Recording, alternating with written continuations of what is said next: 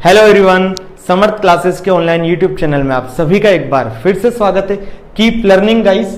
चलिए, तो last lecture तक हम देख चुके थे कि summation of first N terms, प्रथम एन पदों का योग कैसे निकाला जाता है। तो उसका फॉर्मूला जो निकल के आया था वो था n/2 2a + n-1 into d या n/2 a + l। तो वो फॉर्मूला हम डेराइव कर चुके थे।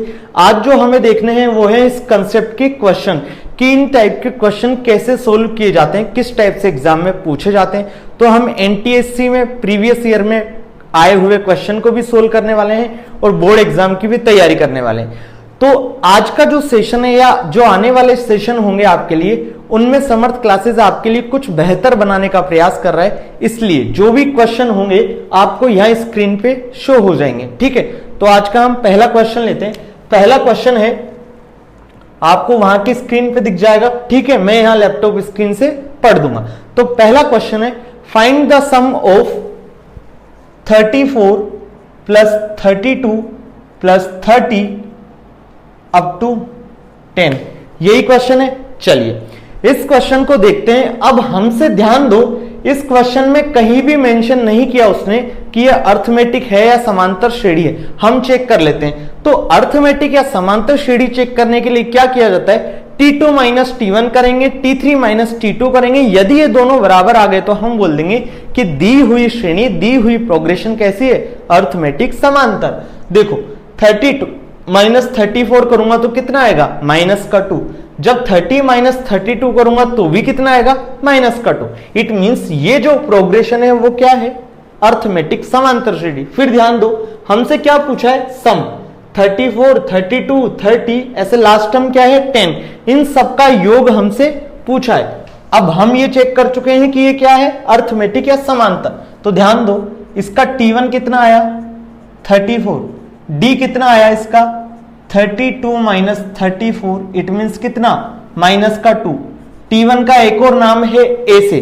ठीक है, तो A हो गई फर्स्ट टर्म या प्रथम पद, D हो गया कॉमन डिफरेंस या सारवंतर। अब ध्यान दो, जो हमने Sn का फॉर्मूला पढ़ा था उसमें क्या आया था, n/2 a + l या n/2 2a + n-1 into d। तो इसका मतलब हमें n की वैल्यू पता होनी चाहिए। अरे हाँ कि ना। तो n की वैल्यू क्या इस क्वेश्चन में पता है क्या, नहीं है। तो हम सबसे पहले n की वैल्यू निकालेंगे। ध्यान दो, इस क्वेश्चन में जो लास्ट टर्म है वो क्या है, 10। तो उसकी हेल्प से हम पहले n निकाल लें। वी नो दैट l या Tn का फॉर्मूला होता है a + n-1 into d। यहां पे l क्या है, 10। तो 10 बराबर a + n-1 into d। 10 बराबर a की वैल्यू कितनी, 34 + n-1 into -2। सोल्व करना है, कर दो सोल्व इसको। 10 बराबर 34 - 2n + 2। इसको इधर ले जाए तो, या इसको इधर ले आते हैं, इसको इधर ले आते हैं, मतलब पक्षांतरण कर रहे हैं। ठीक है, साइड चेंज कर रहे हैं। क्या हो जाएगा, 2n प्लस का इधर आके 34 + 2 कितना, 36। इधर आके किसका हो जाएगा, -36, या इसको इधर ही रहने दे। देखो क्या किया मैंने, इस 2n को मैं इधर ले आया। ठीक है, इस 10 को इधर ले जाऊं तो 34 + 2 36, 36 - 10 26। तो आंसर कितना आ गया, n बराबर 13। इट मींस ये जो 10 है वो कौन सी टर्म है, 13th टर्म। मतलब first term 34, second term 32, third term 30। Similar way में जब 13वां पद करूंगा तो वो कितना आएगा, 10। हाँ कि ना। अब मुझसे क्या पूछा है, इन 13 पदों का योग पूछा है। अरे हाँ कि ना।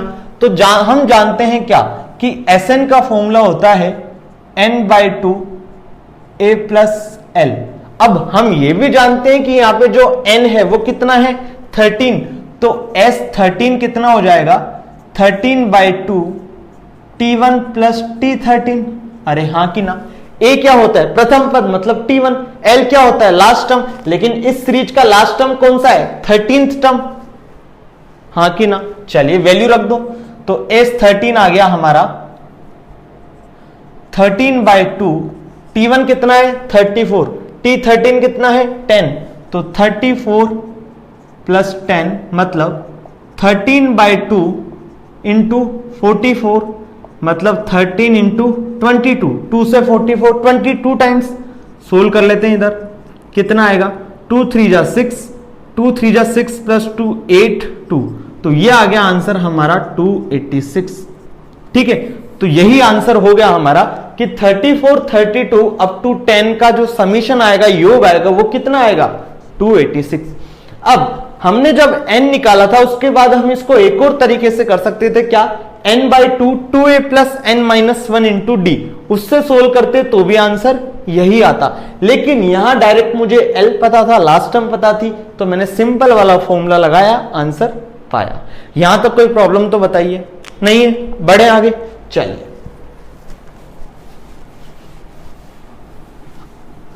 सेकंड क्वेश्चन क्या है, देखना स्क्रीन पे आपके। सेकंड क्वेश्चन है find the number of terms, मतलब हमें निकालना क्या है, n निकालना है। क्या बोल रहा है क्वेश्चन में, एपी है 54 51 48 ऐसे चलती जा रही है, और क्या बोला है, ये क्या है, एपी। क्या दिया हुआ है, find the number of terms, दी गई समांतर श्रेणी में पदों की संख्या ज्ञात करो। समांतर श्रेणी क्या दे रखी है, ये, और उस समांतर श्रेणी का योग कितना दे रखा है उसने हमें, 513। यहां तक कोई दिक्कत नहीं है। अब इसे सोल्व करना है, करते हैं आगे, देखो कैसे करेंगे। हमें यह पता है कि यह समांतर श्रेणी है, तो हमें चेक करने की जरूरत नहीं है कि डी इसका सेम आ रहा है या नहीं आ रहा। हम सिंपल से आगे बढ़ जाएंगे। ए कितना हो गया, 51 54, ठीक है। ए को क्या बोल सकता हूं, फर्स्ट टर्म मतलब T1। डी क्या हो जाएगा, 51 माइनस 54, इट मींस माइनस का 3। अब मैं ये चेक नहीं करूंगा कि ये सेम आ रहा है क्या, नहीं आ रहा।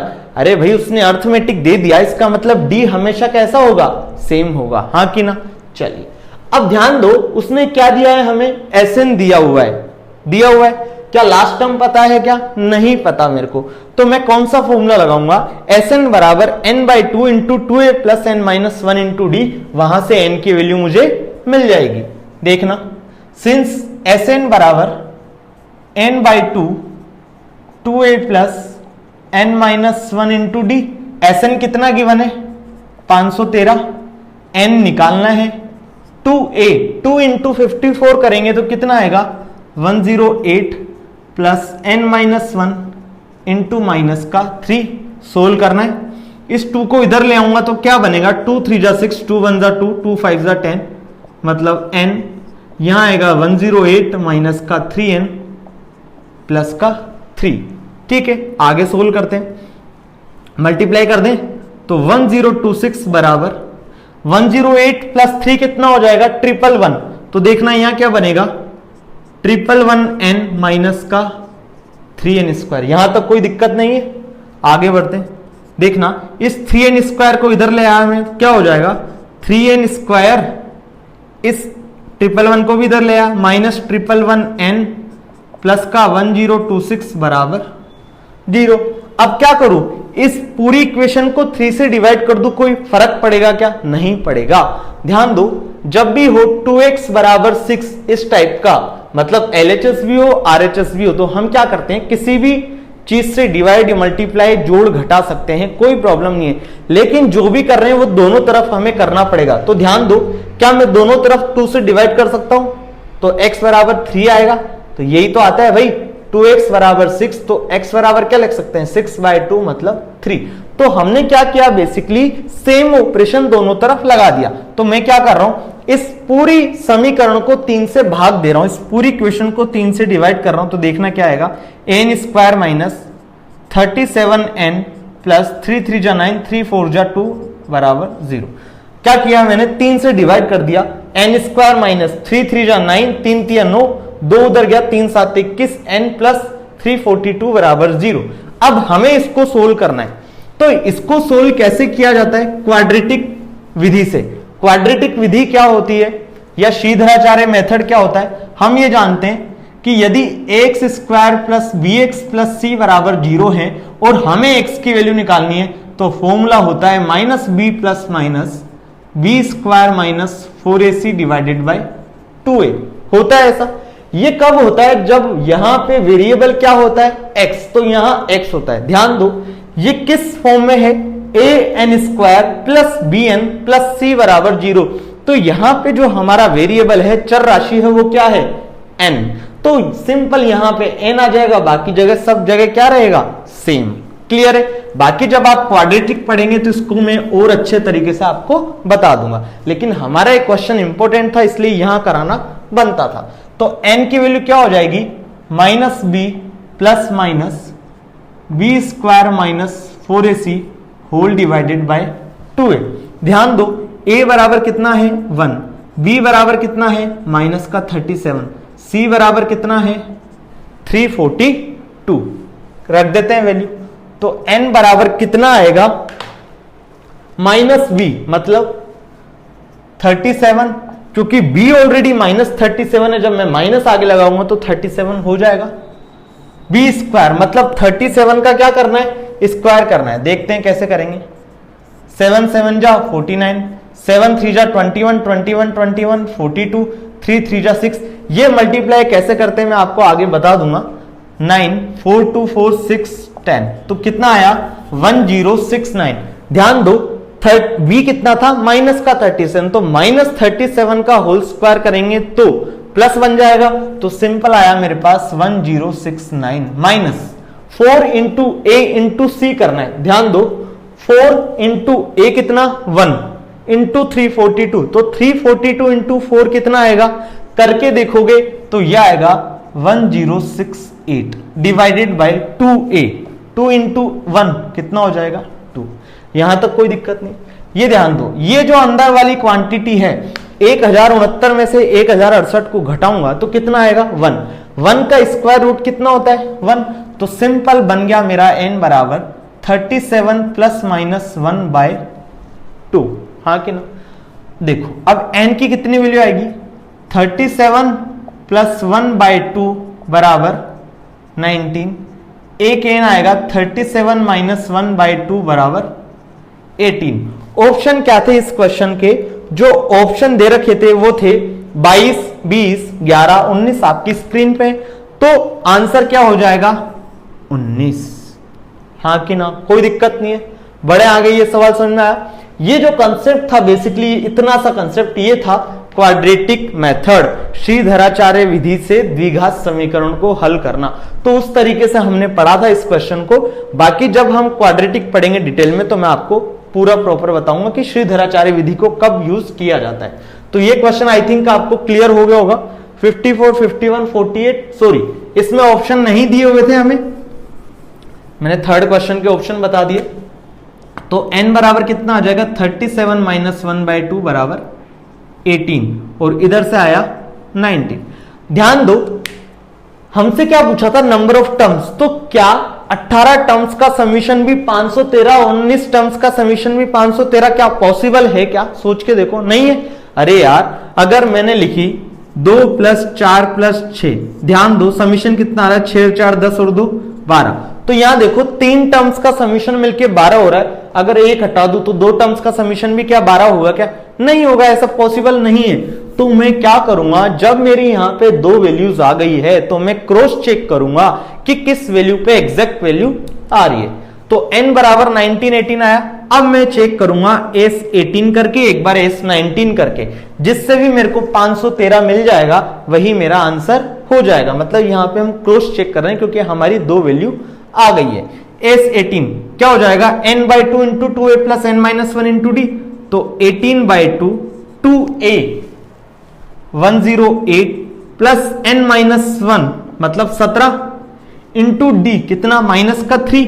तो 17 इंटू माइनस 3 करूंगा तो कितना आएगा माइनस का 51। कोई दिक्कत नहीं है, सोल्व करो। 9 इंटू 8 में से 1 गया तो 7, 10 में से 5 गया तो 5, 7 9 7 63 3 असल लगी 6, 5 नाम 45 और 6 51, मतलब कितना आ गया 513। जब आप S19 निकालेंगे तो वो पक्की बात है कि 513 नहीं आएगा। इसका मतलब जो n की वैल्यू होगी वो क्या होगी 18। ये चीज क्लियर हुई। देखना ध्यान से समझना इस क्वेश्चन को। ये क्वेश्चन हमसे क्या बोला, ये क्वेश्चन बोला दी गई समांतर श्रेणी में पदों की संख्या ज्ञात करो यदि पदों का योग कितना है 513। तो हमने क्या किया, Sn का फॉर्मूला लगाया n/2 2a + n-1 × d। तो यहां पे हमारी एक द्विघात समीकरण बनी, क्वाड्रेटिक बना। क्वाड्रेटिक को सोल्व करने का तरीका हमने लगाया श्रीधराचार्य मेथड। जब श्रीधराचार्य लगाया या क्वाड्रेटिक फॉर्मूला हमने यूज किया तो पक्की बात है कि जिसमें हमारी क्वाड्रेटिक बनी उसकी कितनी वैल्यू जाएंगी, 2 वैल्यू जाएंगी। तो 2 वैल्यूज आ गई, n = 18 और n = 19। तो ये तो पॉसिबल है नहीं कि 18 पदों का योग भी 513 हो जाए और 19 पदों का योग भी 513 हो जाए। तो मैंने क्या किया, क्रॉस चेक किया।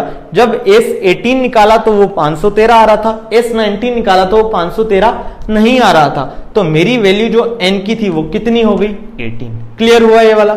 चलिए नेक्स्ट क्वेश्चन की तरफ बढ़ते हैं। नेक्स्ट क्वेश्चन क्या बोलता है, अगर आपको वीडियो पसंद आ रहे हैं तो प्लीज अपने दोस्तों के साथ शेयर करिए, चैनल को सब्सक्राइब कीजिए, बेल आइकन को भी दबाइए। चलिए थर्ड क्वेश्चन क्या बोल रहा है, सम ऑफ लास्ट 2 टर्म्स, दी गई समांतर श्रेणी के अंतिम 2 पदों का योग। ध्यान दो, अंतिम पद जब भी हम मानते हैं समांतर श्रेणी में तो क्या मानते हुए आए, Tn। ध्यान दो, एक टर्म है T3, T3 का मतलब क्या, थर्ड टर्म, तीसरा पद। तो इससे जस्ट पहले वाला क्या होगा, T2।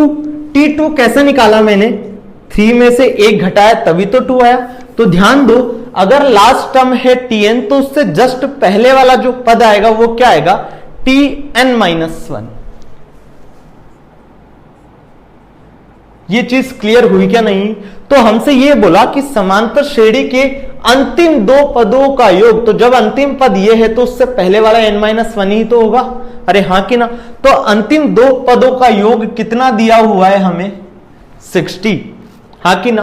और हमें क्या दिया हुआ उसने, a बराबर या T1 बराबर 11 गिवन है, प्रथम पद 11 गिवन है और कॉमन डिफरेंस कितना गिवन है, 2 गिवन है। ये एनटीएससी 2015 में आया हुआ क्वेश्चन है। ऑप्शन क्या है, 22, 20, 11 और 19। हमसे पूछा है नंबर ऑफ टर्म्स, पदों की संख्या। ध्यान दो, अगर T2 होता तो मैं क्या लिखता, a + 2 - 1 × d। T9 निकालना होता तो मैं क्या लिखता, a + 9 - 1 × d। कुल मिला के यहां होता है उसका -1 कर देते हैं, अरे हाँ कि ना। तो बस हो गया क्वेश्चन खत्म। Tn को करना है मेरे को, तो क्या हो जाएगा, a + n-1 × d। जब इसको लिखूंगा तो क्या लिख दूंगा, a + n-1, उसका भी एक कम करेंगे। अरे Tn जब लिखते हैं तो क्या लिखते हैं, n-1, मतलब इसका एक कम। जब n-1 का लिखूंगा तो क्या लिखूंगा, n-1 का भी एक कम। तो n-1 -1 × d, और ये कितना गिवन है, 60। इसको सोल्व करना है, आंसर पाना है, बस। अब तो कुछ नहीं है, कर देते हैं सोल्व। a की वैल्यू कितनी है, 11, d की वैल्यू कितनी है, 2। या सबसे पहले मैं a और a को क्या लिख सकता हूं, 2a। इन दोनों में से क्या कॉमन ले लिया, d कॉमन ले लिया, तो बचेगा n-2 + n-1, और ये कितना गिवन है, 60। यहां तक कोई दिक्कत नहीं है, सोल्व करना है। 2 × a कितना, 22, d की वैल्यू कितनी, 2, n + n 2n, तो 2n - 3 बराबर 60। तो यहां से आ गया 2 × 2n - 3 बराबर 38, क्योंकि 60 - 22 करूंगा तो 38 आएगा। यहां से आ गया 2n - 3 बराबर 19, यहां से आ गया 2n बराबर 22, यहां से आया n बराबर 11। इट मीन्स जो पदों की संख्या आएगी वो कितनी आएगी, 11। यहां तक कोई दिक्कत नहीं इस क्वेश्चन में। तो ऑप्शन नंबर सी इसका आंसर हो जाएगा। ये एनटीएससी 2015 में पूछा गया क्वेश्चन है। चलिए आगे बढ़ते हैं। नेक्स्ट क्वेश्चन आपकी स्क्रीन पे है, देखिए क्वेश्चन को। फोर्थ क्वेश्चन बोल रहा है हमसे, the sum of 3rd and 7th term of AP, मतलब दी गई समांतर श्रेणी के तीसरे एवं 7वें पदों का योग कितना है, 6। इसका मतलब T3 + T7 गिवन है कितना, 6। उसके बाद आगे पढ़ते हैं तो हमें दे रखा है एंड दियर प्रोडक्ट इज 8, मतलब समांतर श्रेणी के तीसरे एवं सातवें पद का योग 6 है एवं उनके पदों का गुणनफल कितना है 8। इसका मतलब T3 प्लस T7 बराबर 6 है और T3 इंटू T7 गिवन है वो कितना है 8। आगे बढ़े, आगे हमें पूछा है देन कॉमन डिफरेंस, मतलब हमें इस क्वेश्चन में क्या निकालना है डी निकालना है। सार्वंतर कॉमन डिफरेंस क्या होगा। ऑप्शन दे रखे हैं आपको +-1 +-2 +-1/2 +-1/4, कुछ नहीं है। हम जानते हैं कि Tn क्या होता है a plus n minus 1 into D, तो T3 क्या हो जाएगा a प्लस 2d। T7 को क्या लिख सकता हूं a प्लस 6d, और ये कितना दिया हुआ है 6। सोल्व करेंगे क्या आएगा 2a प्लस 8d बराबर 6। इस पूरी इक्वेशन को मैंने क्या कर दिया 2 से भाग दे दिया, इस पूरे समीकरण को 2 से डिवाइड कर दिया, क्या आएगा a प्लस 4d बराबर 3। यहां से a की वैल्यू आ गई 3 माइनस 4d, इक्वेशन नंबर 1। आगे क्या किया मैंने इनको सोल्व किया तो ये बना a plus 2d into a plus 6d और उसकी वैल्यू कितनी है 8 के बराबर। आगे सोल्व करना है, a की जगह क्या रख सकता हूं 3 माइनस 4d, तो ये हो गया 3 minus 4d plus 2d, 3 minus 4d plus 6d बराबर 8। ये क्या बन जाएगा 3 माइनस का 2d, यहां बन जाएगा 3 प्लस का 2d और ये कितना गिवन है 8। ध्यान से देखो ये क्या बन गया a minus B into A plus B. हम जानते हैं जब भी a माइनस बी को a प्लस बी से मल्टीप्लाई किया जाता है तो वो आता है a square minus B square. आप 9th क्लास में फॉर्मूले पढ़ चुके हैं। तो a स्क्वायर मतलब 3 का square, a square minus B square, और ये कितना हो गया 8। सोल्व करो, 9 माइनस 4d स्क्वायर बराबर कितना 8। इस 4d स्क्वायर को इधर ले गया, इस 8 को इधर ले आया, तो 9 माइनस 8 बराबर कितना 4d स्क्वायर, या 4d स्क्वायर बराबर कितना 1। तो यहां से आया d स्क्वायर बराबर 1/4। तो d की वैल्यू कितनी आ जाएगी प्लस माइनस 1/4 या प्लस माइनस 1/2। क्लियर है क्वेश्चन। अब कई बच्चे मेरे को बोल सकते हैं सर डी स्क्वायर बराबर 1/4 है तो डी बराबर 1/2 आना चाहिए था आंसर। प्लस माइनस मतलब प्लस की वैल्यू और माइनस की वैल्यू दोनों कैसे पॉसिबल है। तो बच्चों ध्यान दो, ये क्या बना बेसिकली क्वाड्रेटिक बन गया, द्विघात बन गया। और हम जानते हैं कि जो जितनी घात की समीकरण होगी, जितने डिग्री की कोई पॉलिनोमियल या इक्वेशन होगी, उसके उतने ही रूट्स निकल के आते हैं। इसको मैं अगर इधर सोल्व करूं डी स्क्वायर बराबर 1/4 को मैं क्या लिख सकता था डी स्क्वायर माइनस 1/4 बराबर 0। इसको मैं लिख सकता था डी स्क्वायर माइनस 1/2 का होल स्क्वायर बराबर 0। ध्यान दो ये क्या बन गया ए स्क्वायर माइनस बी स्क्वायर। तो इसको मैं लिख सकता हूं ए प्लस बी इंटू ए माइनस बी। तो जब लिखता D plus 1/2 into D minus 1/2 बराबर 0। तो ध्यान दो यहां से ये दोनों वैल्यूज ही तो निकल के आती। अरे यार इन दो चीजों का प्रोडक्ट 0 कब पॉसिबल है, दो संख्याओं का गुणनफल 0 कब कब संभव है, जब या तो पहला जो नंबर है वो खुद 0 हो जाए, तो इसको 0 करता तो माइनस 1/2 आता, जब इसको 0 करता तो प्लस का 1/2 आता। तो डी की वैल्यू आ गई प्लस माइनस 1/2। ये क्लियर है ये वाला क्वेश्चन आपको आई थिंक। चलिए आगे बढ़ते हैं 5th क्वेश्चन की तरफ। अब जो 5th क्वेश्चन है वो थोड़ा कंसेप्चुअल है, जो मतलब अगर आपकी देखा जाए कोई भी कंपटीशन एग्जाम में तो ऐसे क्वेश्चन पूछने के आसार बिल्कुल नहीं होते, लेकिन अगर बोर्ड पॉइंट ऑफ व्यू पूछा बोलूं तो ये कभी भी पूछा जा सकता है। ठीक है, तो हम 5th क्वेश्चन की बात करते हैं। 5th क्वेश्चन क्या है आपकी स्क्रीन पे देखिए एक बार। मेरा थोड़ा लैपटॉप स्लिप हो चुका है तो उसे मैं ऑन कर देता हूं। चलिए 5th क्वेश्चन क्या है हमारे पास देखते हैं। If the mth term of AP is 1/n, mth term of AP is 1/n, ये गिवन है। आगे बढ़ते हैं and nth term of AP is 1/m, यही गिवन है हमें। हमसे क्या पूछा है SMN, find the summation of first mn terms. ध्यान दो दी गई समांतर श्रेणी में mवा पद है 1/n एवं nवा पद है 1/m, देन प्रथम mn पदों का योगफल ज्ञात करें। हमसे ये क्वेश्चन पूछा, आप स्क्रीन पे देख पा रहे होंगे। ध्यान दो, जब भी मेरे को समीशन निकालना होता है, योगफल निकालना होता है, तो उसका फॉर्मूला क्या होता है, n/2 into 2a plus n-1 into d। इसका मतलब a भी पता होना चाहिए और d भी पता होना चाहिए। तो मैं इन दोनों की हेल्प से a और d पता लगाने की कोशिश करता हूं। ध्यान दो, tm बराबर 1/n है, तो tm को मैं लिख सकता हूं a plus m-1 into D, और ये किसके बराबर है, 1/n के। tn को मैं क्या लिख सकता हूं, a plus n-1 into D, और ये किसके बराबर है, 1/m के। Equation number 1, equation number 2, equation 1 minus equation 2 करूंगा। जब मैं इक्वेशन 1 माइनस 2 करता हूं तो बच्चों क्या आएगा, देखना, यहां माइनस हो जाएगा, यहां माइनस हो जाएगा, हाँ कि ना, a से a क्या हो जाएगा, कैंसिल आउट।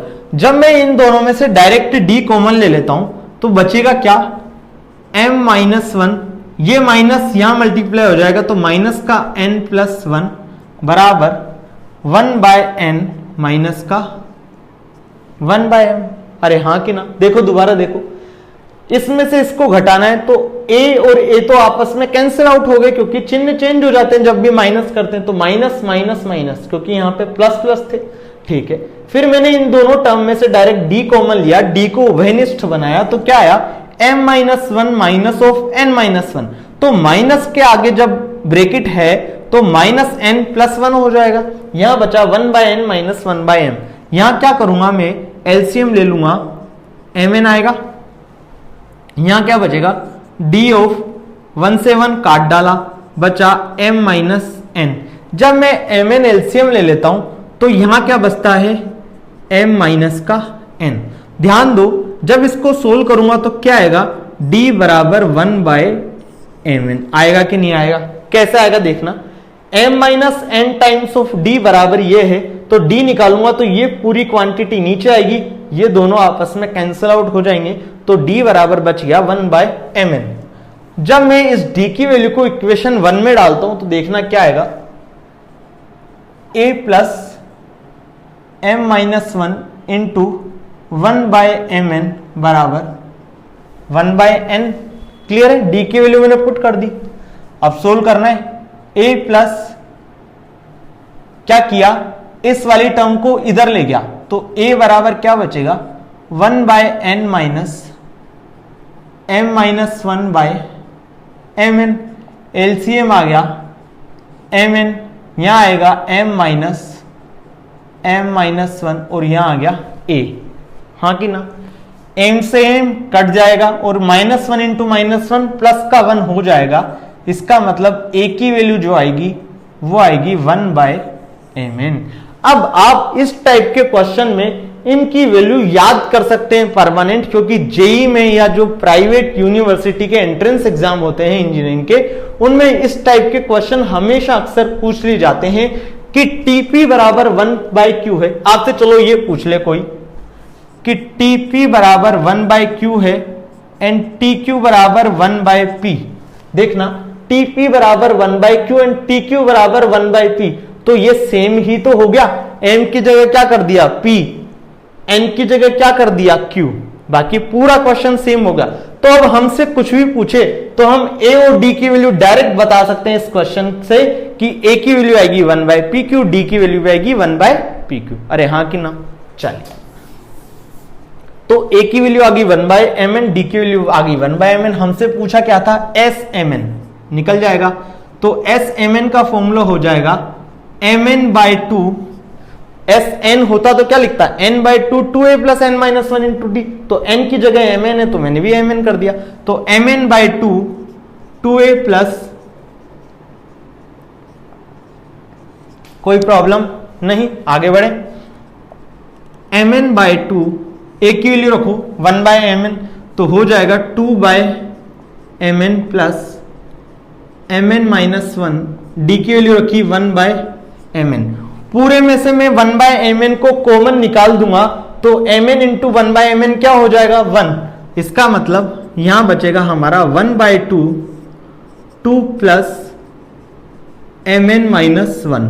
यहां क्या बचेगा mn+1, तो हमारा आंसर आया 1/2 टाइम्स ऑफ mn+1। ये हो गया हमारा आंसर कि 1/2 टाइम्स ऑफ mn+1। अगर इस टाइप के क्वेश्चन जब भी ऑप्शन में होंगे तो हम डायरेक्ट शॉर्ट ट्रिक लगा सकते हैं। JEE point of view, NTSC point of view, वो कैसे लगाते हैं वो हम आगे आने वाले लेक्चर्स में सीखेंगे कि जब भी हमारे बोर्ड एग्जाम में अगर क्वेश्चन नहीं आते ऐसे, मतलब कोई भी हम कॉम्पिटिटिव एग्जाम दे रहे हैं जिनमें ऑब्जेक्टिव टाइप का क्वेश्चन पेपर है, तो हम इसको डायरेक्ट एक लाइन में पूरे क्वेश्चन को सोल्व कर सकते हैं। अब ऐसे क्वेश्चन हम आगे के लेक्चर्स में देखने वाले हैं, proper JEE based, proper NTSC based, जिनमें ऑप्शन होंगे। आप डायरेक्ट शॉर्ट ट्रिक अपनाएंगे, केवल और केवल विद इन 1 मिनट आपका पूरा आंसर आ जाएगा। अगर आपने शॉर्ट ट्रिक अपनाने में बड़ी जल्दी कर दी तो आपका आधी मिनट में आंसर आ जाएगा, आई गारंटी। ठीक है, तो उसके लिए आपको पहले प्रॉपर मेथड पता होना चाहिए, आपका जो कंसेप्ट है वो बना होना चाहिए। इसलिए मैं आपको पूरे कंसेप्चुअल तरीका बताया हूं इसको सोल्व करने का। आगे के लेक्चर्स में हम अच्छे अच्छे क्वेश्चन देखने वाले हैं। तो आई होप आपको आज का लेक्चर पूरा समझ आया होगा। अगर आपको कोई भी प्रॉब्लम होती है आप कमेंट बॉक्स में लिख सकते हैं या हमें व्हाट्सअप कर सकते हैं।